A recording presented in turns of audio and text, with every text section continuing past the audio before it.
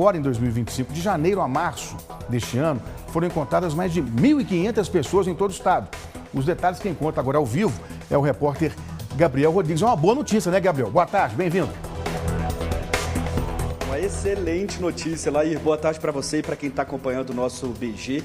E esse é um assunto, inclusive, que a gente faz questão de acompanhar. Uns anos atrás a gente fez uma série especial falando sobre esse tema, mostrando aí qual é a realidade da investigação em relação a esse tipo de caso, a importância da denúncia, o papel da sociedade trabalhando junto com a polícia para chegar até esses resultados e desmistificando também algumas histórias, como, por exemplo, aquela de que tem que esperar 24 horas para fazer o registro. Mas para a gente poder entender agora a situação de momento, esses índices que você citou, é que eu vou conversar com a delegada Ingrid Estevão, ela que é chefe dessa divisão especializada nesse assunto, já começa me falando. Boas notícias tanto em Minas Gerais quanto em Belo Horizonte, né? Boa tarde para a senhora. Boa tarde, exatamente. O aumento de localização de pessoas se deu em razão da nossa intensificação de investigação para localização, além de investir no nosso setor 0800, que são as nossas teledigifonistas, que entram em contato tanto com os desaparecidos como com os familiares para tentar fazer esse encontro e aumentar o nosso número. Além disso, nós também tivemos algumas campanhas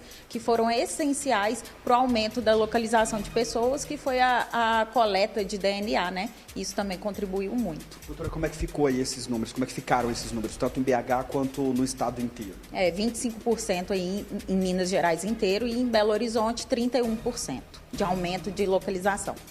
Pudesse falar também alguns detalhes sobre o quanto é importante a gente realizar a denúncia. Como é que a senhora explicaria isso? Porque muitas vezes a pessoa acaba buscando outras alternativas para encontrar quem desapareceu e deixando a polícia para depois.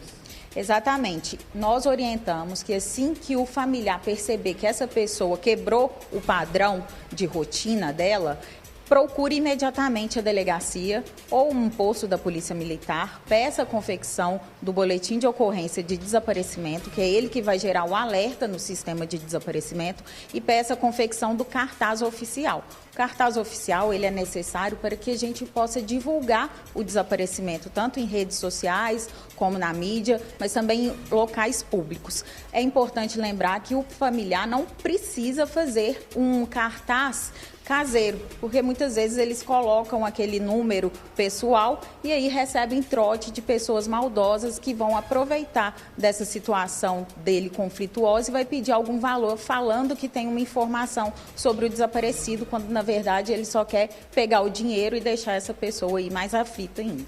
Só para reforçar, nada de esperar 24 horas. Quanto antes vocês sabem, mais fácil de localizar a pessoa que desapareceu, né? Exatamente. Se você tem um familiar que quebrou a rotina, compareça imediatamente. Esse é um mito. Não precisamos esperar 24 horas. Se alguém falar isso, pode falar, pode reforçar que não existe essa situação de esperar 24 horas. Pode procurar imediatamente a delegacia, porque quanto mais rápido nós começamos a investigar, mais rápido vamos localizar a pessoa segura e com vida. Tem um perfil específico de quem mais desaparece hoje aqui no Brasil ou especificamente nas nossas Minas Gerais, doutora? Sim, no geral as estatísticas nos mostram que são homens e adultos que desaparecem com maior frequência. Contudo, entre 12 e 17 anos, nós percebemos que o maior índice é do sexo feminino. Então, adolescentes e mulheres estão desaparecendo mais. Isso se dá em razão ali do acesso à internet livre. Muitas vezes, durante o uso das redes sociais, elas acabam conhecendo pessoas muitas vezes criminosas que se passam por um namorado e atraem essas vítimas para uma determinada cidade. Então já tivemos casos em que a adolescente conversando com um suposto namorado, ela fugiu de casa, não falou com os pais nada sobre essa situação que ela estava envolvendo e se direcionou aí para outro estado para se encontrar com esse homem que, na verdade, nem era um adolescente ali da mesma idade, já era um adulto. Doutora, eu estou lembrando aqui dessa série que a gente acabou colocando no ar uns anos atrás aqui no Balanço Geral, falando sobre desaparecidos, e lembrando o seguinte, nessa série a gente falou como conflitos familiares ali de adolescentes com os pais podem provocar essa saída de casa e o desaparecimento, pessoas idosas que têm algum tipo de doença como Alzheimer. Eu lembro que a delegada na época falou sobre como era importante colocar no bolso dessa pessoa alguns dados, algumas informações para, se ela desaparecesse, quem encontrasse pudesse ajudar. Ou seja, não existe um fator único para que as pessoas desapareçam, o contexto vai acabar influenciando nesse desaparecimento e também nessa pessoa ser reencontrada depois, né? Exatamente. O desaparecimento ele é um fenômeno muito amplo. Então, nós temos desaparecimento voluntário e desaparecimento não voluntário. Voluntário é aquele que o adulto, ele por vontade própria, sai de casa e não dá satisfação para ninguém, não quer que ninguém saiba do seu paradeiro. Já o não voluntário, ele pode ser em razão de criminosa, por exemplo, uma pessoa foi sequestrada, depois foi morta e teve o cadáver ocultado, ou também em razão de alguma enfermidade. Por exemplo, os idosos que saem de casa, têm, por exemplo, Alzheimer e não conseguem retornar para casa, ficam desorientados na rua, muitas vezes são atropelados sem identidade, vai para o IML, fica sem identificação, ou então são acolhidos em algum abrigo, mas como não tem ali uma identidade, uma identificação, eles vão ficar lá até que o Estado, de alguma forma, o encontre e o devolva para a família. Por isso que é muito importante que os familiares coloquem, sim, uma pulseira com a identificação desse idoso no documento, tenta colocar nos bolsos, em todos os lugares, para que, se caso aconteça essa situação, ele possa ser localizado com a maior brevidade possível. É possível se antecipar, né? Prevenir esse desaparecimento, ou pelo menos, se ele acontecer, recuperar mais rapidamente essa pessoa. Agora, a senhora me falou antes da entrevista sobre um 0800 também. Qual que é esse número e para que serve esse telefone, doutor?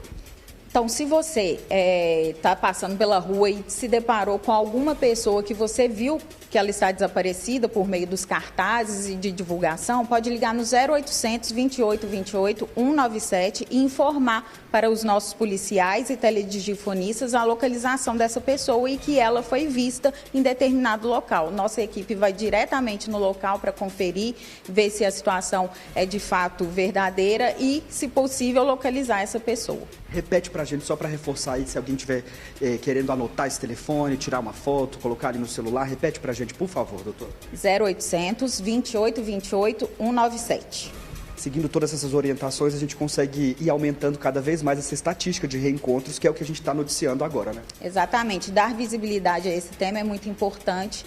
Pedir a ajuda da sociedade é essencial para que cada vez mais nós possamos evitar desaparecimento e, se ocorrer, possamos localizar o mais rápido possível. Excelente. Muito obrigado pela entrevista e parabéns pelo trabalho da senhora e da equipe toda da divisão, que tem se empenhado há muito tempo para que, pouco a pouco, essa estatística venha aumentando e que a gente possa contar essa notícia boa lá para você e para quem está acompanhando a gente agora. A notícia é excelente mesmo. Obrigado, Gabriel. Um abraço para a doutora Ingrid. A gente sempre recebe aqui na porta da emissora parentes que vêm desesperados aqui com os cartazes da Polícia Civil. Olha, minha mãe está desaparecida, meu filho está desaparecido, meu irmão.